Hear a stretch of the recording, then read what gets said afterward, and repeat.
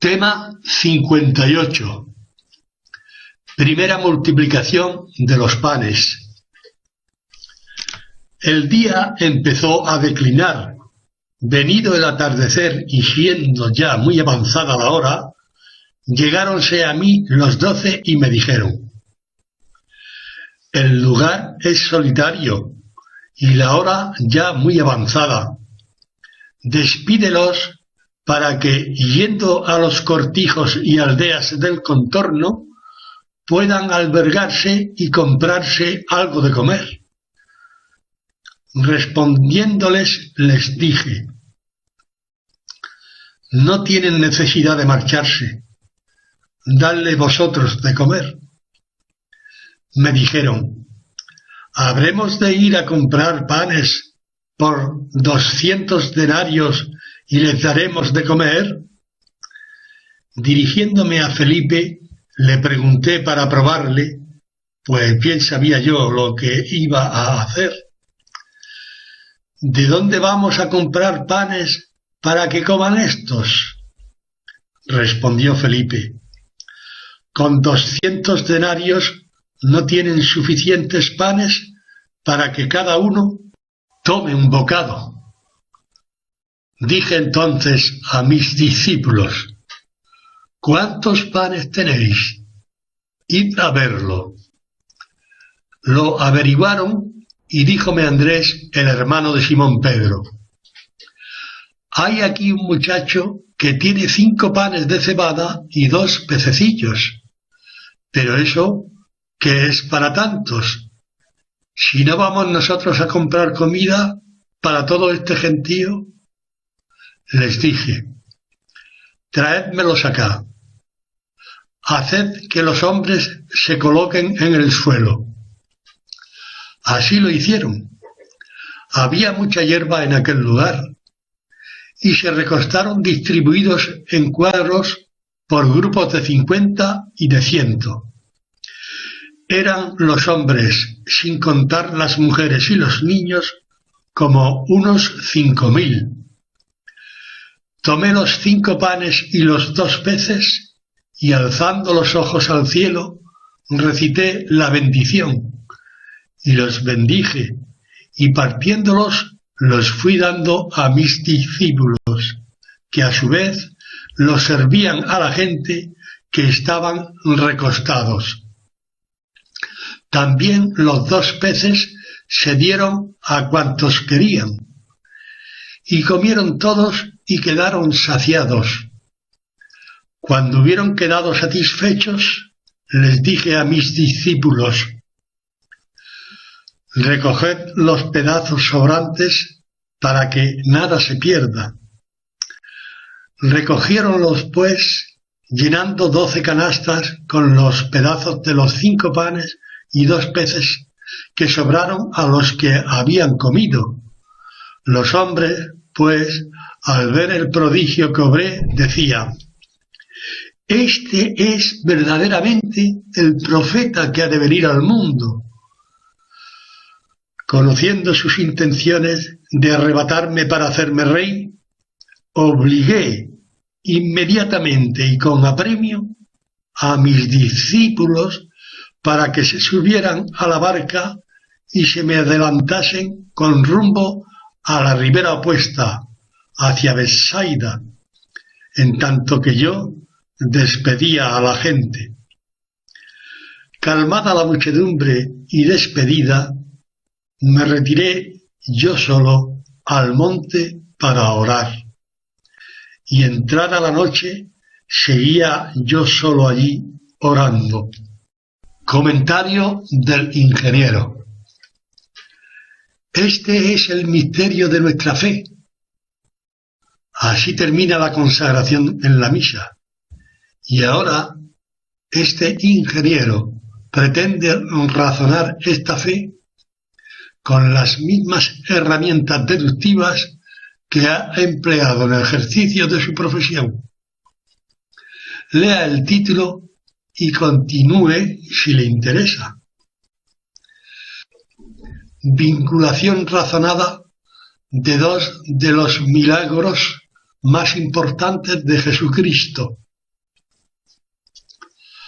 Al buscar la palabra mujer, el programa concordante me encaminó hacia este milagro que es el único en todo el Evangelio, en cuyo relato intervienen los 4 evangelistas, y cada cual lo hace según su personal interpretación de un mismo hecho sobrenatural. Al hilo de la palabra mujer, me he fijado en algunos detalles que revelan datos con los que enjuiciar el supuesto trato de la sociedad de aquel tiempo con la mujer de aquel tiempo. Veamos los versículos de este pasaje donde de manera explícita e implícita se hace mención de ella. Mateo 14, 21. Y los que habían comido eran como 5.000 hombres, sin contar mujeres y niños. San Mateo es un discípulo que ha visto con sus propios ojos el milagro que relata. Su evangelio va dirigido fundamentalmente al lector judío en general, al posible converso judío a quien trata de demostrar que Jesucristo es el Mesías. El destinatario principal de su mensaje es un hombre de raza judía, educado en una sociedad no propicia a entender que una hija de Dios es tan dueña del corazón de su padre como lo pueda ser el hombre más hombre por ser hombre. Mi querido San Mateo, ¿qué pretendes que se interprete cuando no tienes en cuenta el número de mujeres que comieron como los varones de este pan, que milagrosamente se multiplicaba en las benditas manos de Cristo? Solo tú, en 2 ocasiones, nos informas del número de varones, 5.000 en esta primera multiplicación y 4.000 en la segunda multiplicación, que se hartaron de comer el pan y el pescado, haciendo la observación de que no se tuvo en consideración el número de mujeres. ¿Eran más o menos que los hombres? Pues yo creo, mi buen amigo San Mateo, que esta puntualización hay que entenderla en función de la forma de ser de tus incipientes lectores, más que en relación a la forma de ser de tu persona, porque de tu integridad y bien hacer nos has dejado como muestra tu evangelio, una joya que brilla para siempre como una luz que lleva vida en sí misma. Solo un hombre de Dios, un hombre noble, puede ser el autor de semejante escrito. Lucas 9:14. Porque eran como unos 5.000 hombres, y dijo a sus discípulos: hacedlos recostar por ranchos como de 50 cada uno. San Lucas, el evangelista de la mujer, no hará de ella expresa referencia en este pasaje. En su descripción obvia elegantemente el muy respetable número de mujeres que también se beneficiarían del milagro de Cristo. Este gentil médico no fue discípulo que conviviera con Cristo, no le conoció personalmente, sin embargo redactó su evangelio recibiendo información de primera mano de aquellas mujeres que fueron testigos oculares de la vida de Cristo. La primera mujer de la que San Lucas recibió información fue la Virgen María. Mi buen amigo San Lucas es un hombre de notable cultura y amable trato, que empleó la cortesía y el respeto a la mujer como no se podía esperar menos de un caballero que escribió el Evangelio de la Misericordia. Marcos 6:44. Y eran los que habían comido los panes 5.000 hombres. Sabemos que San Marcos escribe su Evangelio al dictado de San Pedro. La idiosincrasia de San Pedro se manifiesta por la manera contundente con la que relata lo que vieron sus ojos, lo que sus oídos oyeron y lo que tocaron sus manos. Amiga lectora, amigo lector, observe cómo los anteriores evangelistas dan aproximado el número de 5.000 los hombres que presenciaron el milagro de Jesucristo.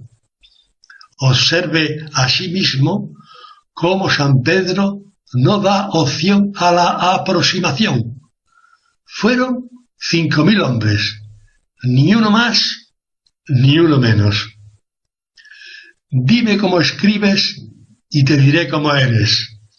Esto bien se puede aplicar al Evangelio de San Marcos, y si damos por hecho que el espíritu de San Pedro está patente en esta sintetizada escritura, comprenderemos que jamás se ha descrito con tanta realidad imperativa hechos de semejante trascendencia divina y con menos palabras.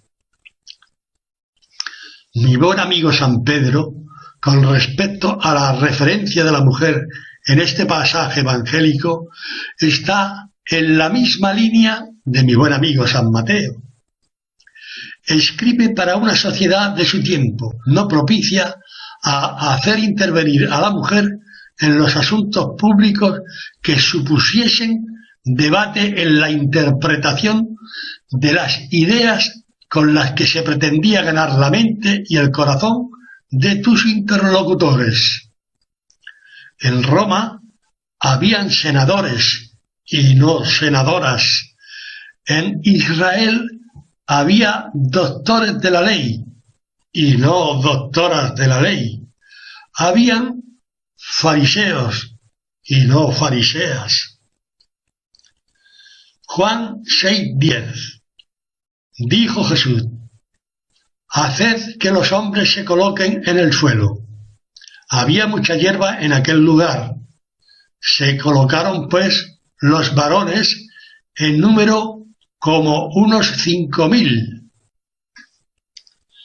A la vista de este versículo de San Juan, y puesto que estamos contemplando el mismo suceso redactado por otros 3 evangelistas, no podemos evitar el hacer concatenación de datos que nos llevan a las siguientes conclusiones.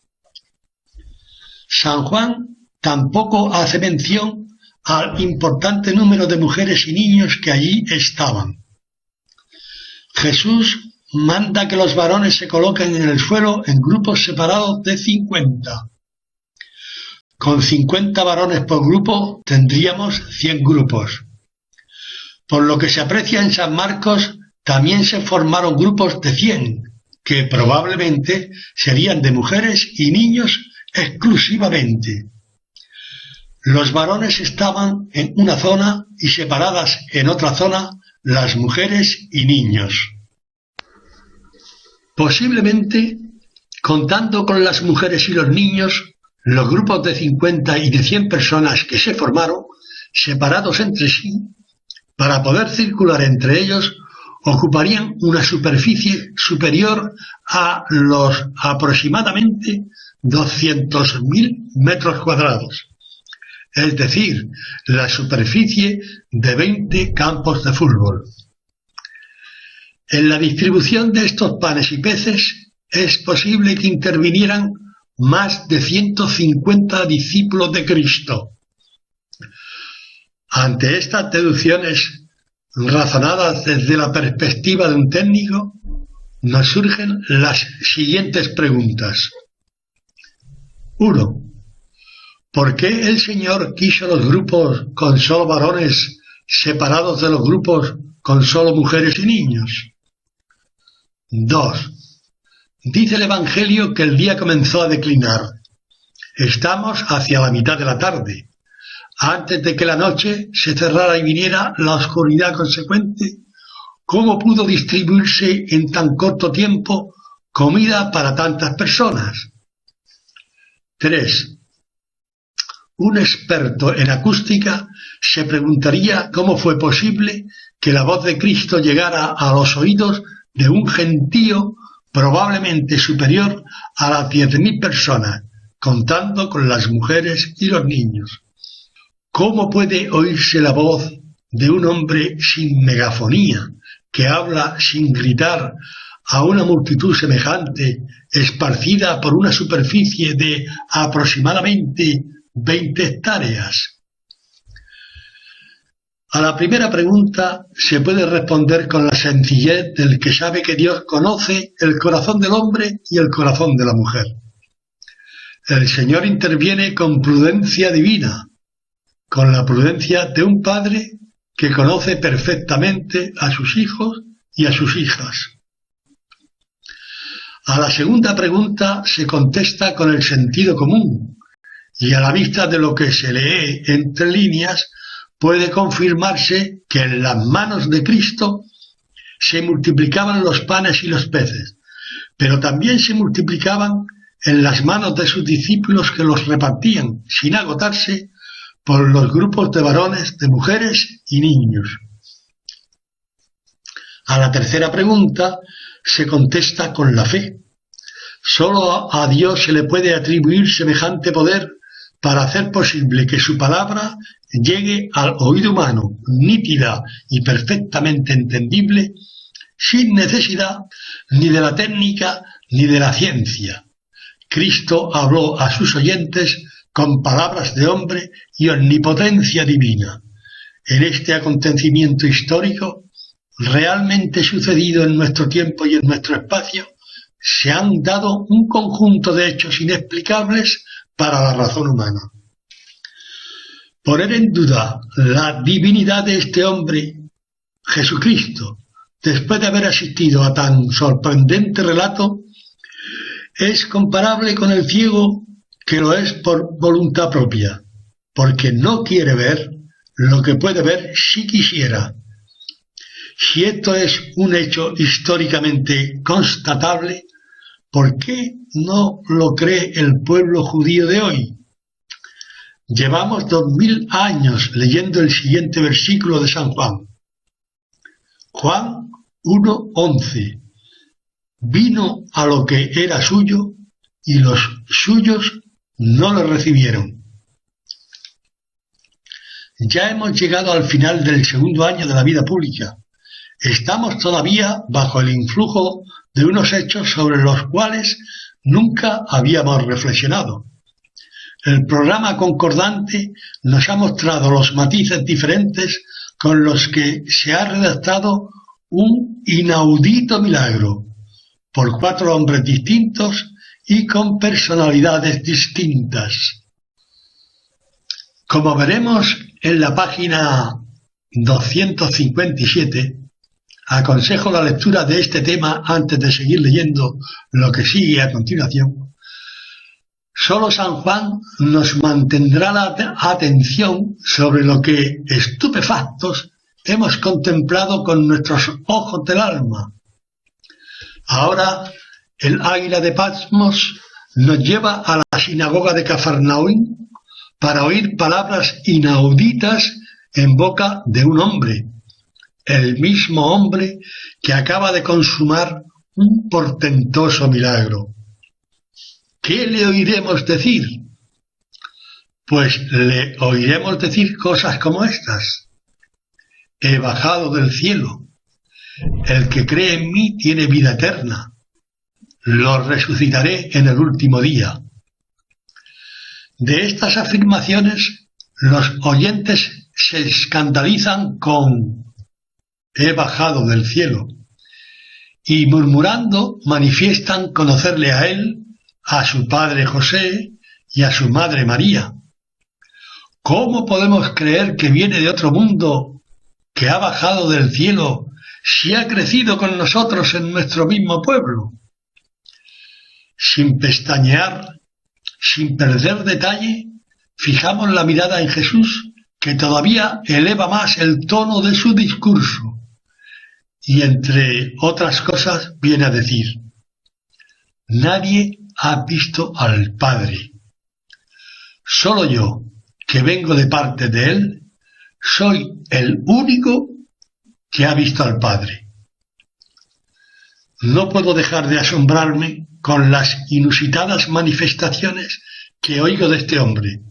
Por tanto, prolongo mi atención y la de quien me está leyendo, oyendo cosas como estas.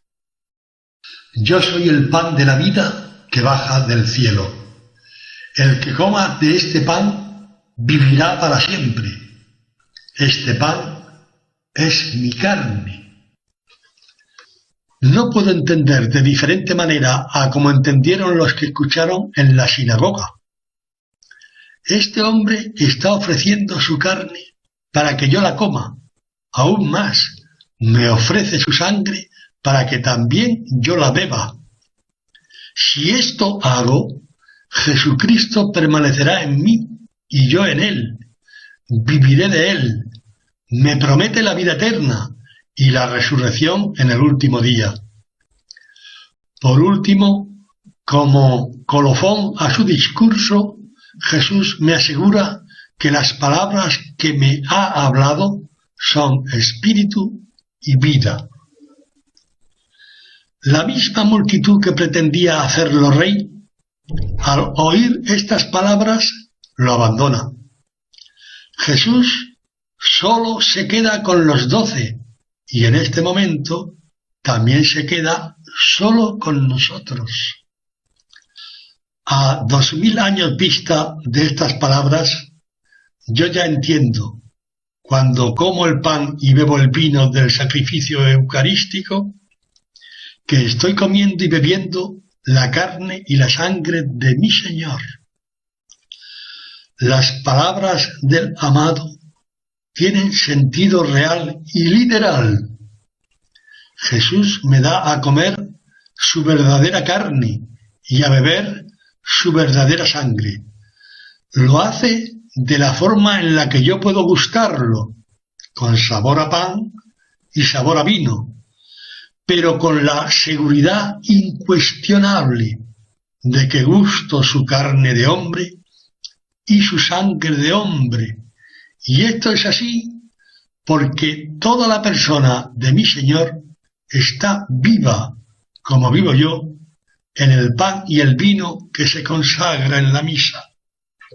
El Jesús que hace 2000 años ofrecía su carne y su sangre para que fuera comida y bebida por aquellos que le escuchaban, es el mismo, así como suena, el mismo que se deja caer en mi boca cuando el sacerdote pone en mi lengua o en mi mano la hostia consagrada.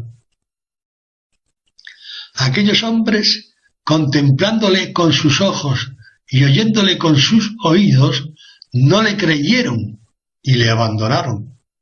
Nosotros no le vemos ni le oímos, y sin embargo lo reconocemos tal y como es ese trocito de pan que, cuando podemos, cada día procuramos gustar y asimilar en lo más noble e íntimo de nuestro espíritu.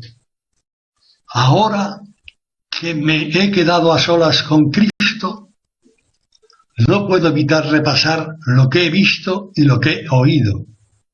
He visto las manos de un hombre en las que se multiplicaban los panes y los peces por miles.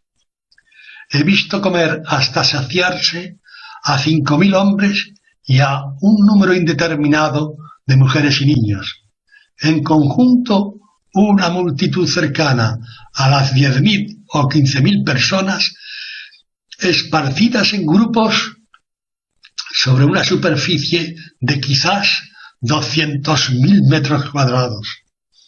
He contemplado que esta comida llegaba a las manos de miles de comensales en brevísimo tiempo. He deducido que de manera inexplicable la voz de este hombre era escuchada por todos, con independencia de la distancia del oyente. He oído a este hombre decir que viene del cielo, que sólo él ha visto al Padre Dios, que es el pan de la vida, que el que cree en él no conocerá la muerte eternamente, será resucitado en el último día. A este mismo hombre le escucho, atónito, ofrecer su carne y su sangre para que sea manjar del cielo, comida y bebida del que crea en él, porque si así lo hacemos, viviremos de él y para siempre. He visto cómo a pesar del gran milagro vivido por la multitud, ésta no da crédito a las palabras de este hombre y lo abandona.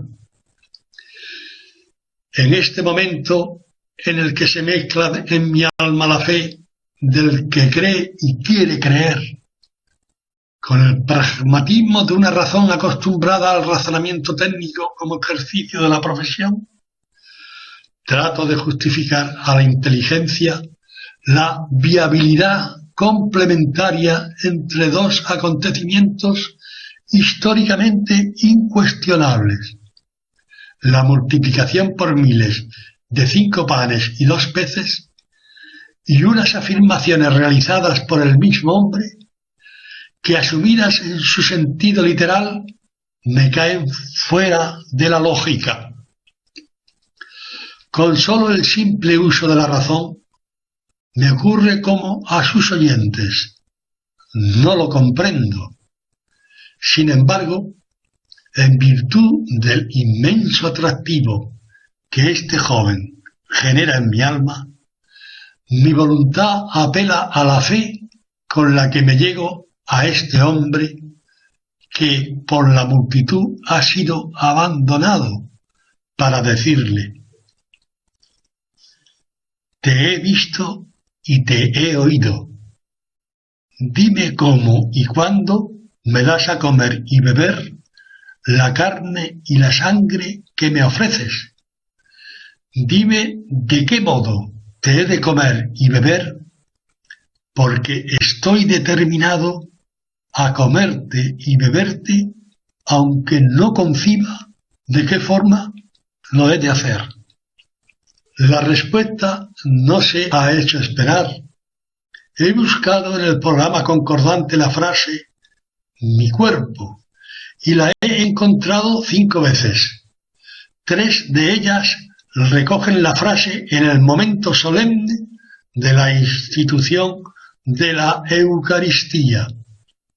San Mateo, San Marcos y San Lucas manifiestan lo mismo cuando Cristo toma un trozo de pan y lo ofrece a sus discípulos diciendo: tomad, comed, este es mi cuerpo. Con la misma atención con la que escuché sus palabras en la sinagoga de Cafarnaúm, he escuchado estas palabras de Jesús en el cenáculo. En ambas ocasiones, la solemnidad y contundencia con las que fueron dichas no me deja opción a interpretarlas en sentido metafórico. Con la voz grave y el gesto serio, Cristo pronuncia estas palabras para que el oyente las interprete en su sentido estrictamente literal, y al asumirlas tal y como suenan, ante mis ojos tengo un trozo de pan que me viene ofrecido de la mano de un hombre que me asegura que este pan es su carne y que este vino es su sangre. Pero para que este hombre ni se engañe ni me engañe, ha debido de ocurrir algo extraordinario que no he detectado con mis sentidos. Se ha producido un hecho misterioso que se define como transubstanciación, en virtud del cual el pan y el vino, que como tales reconozco con mis sentidos, se han transformado de manera irreversible en la real y verdadera persona de Cristo. Es decir, veo, palpo y gusto al Hijo de Dios oculto bajo las especies de pan y vino, pero verdaderamente presente. Tiene que ser verdad que este hombre es el pan que me ofrece, la sangre que me ofrece. Sólo así puedo entender lo que hasta ahora no había entendido, que yo me lo pueda comer y beber en el modo y forma con la que se hace posible según mi naturaleza humana. Dime de qué modo te he de comer y beber, porque estoy determinado a comerte y beberte, aunque no conciba de qué forma lo he de hacer. A este requerimiento del que pretende consumar el acto de comer a su interlocutor, sin saber cómo será posible manteniendo la compostura intelectual, en virtud del ilimitado crédito que me da la persona de quien me está ofreciendo comer su carne y su sangre, quedo a la espera, sin más elucubraciones, de que mi autobiografiado, el mismo Cristo, dé el siguiente paso. Todas mis facultades están al límite de sus posibilidades y con suprema atención observo al hombre que en tantas ocasiones ha suspendido las leyes de la naturaleza, que fija sus bellísimos ojos en los míos, que toma un trozo de pan, que alarga su mano y me lo ofrece pronunciando estas palabras: toma y come, porque este es mi cuerpo. Evidentemente, yo no esperaba que este hombre se desprendiera a jirones de su carne humana para dármela a comer, o se abriera las venas para darme a beber su sangre. He tomado el trozo de pan que el Señor me ha dado. Miro al pan y lo miro a él, que me está confirmando que le tengo en mis manos. Mis sentidos no me han detectado nada extraordinario, y sin embargo se ha consumado un hecho sobrenatural sin precedentes, en virtud del cual la persona que me da el pan y el pan mismo son la misma cosa. Y esto es así porque así me lo asegura el hombre en quien es imposible que haya engaño y que me engañe. El hombre a quien las potencias de mi alma le dan más crédito que a la meridiana evidencia de mis sentidos, porque para mí este hombre es mi único Dios, el ser fontal por el que he venido a ser en este mundo en el que vivo, me muevo y existo, la única razón de mi existencia, mi último y eterno destino. Esta es mi fe, la fe de la Iglesia Católica.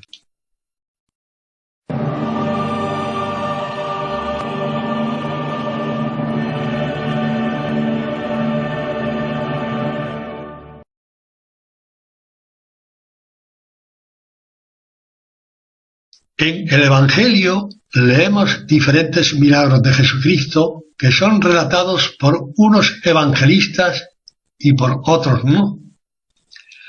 Este milagro, sin embargo, es el único que se relata por los 4 evangelistas. Cada cual aporta su matiz. Uno de ellos nos indica que este inaudito acontecimiento termina con la pretensión de aquella muchedumbre de proclamar a Jesucristo como Rey. ¿Este es verdaderamente el profeta que ha de venir al mundo? Pregunta: ¿sabría decirme cuál de los evangelistas dejó escrito este intento de proclamar Rey a Jesús? A. San Marcos. B. San Juan. C. San Mateo.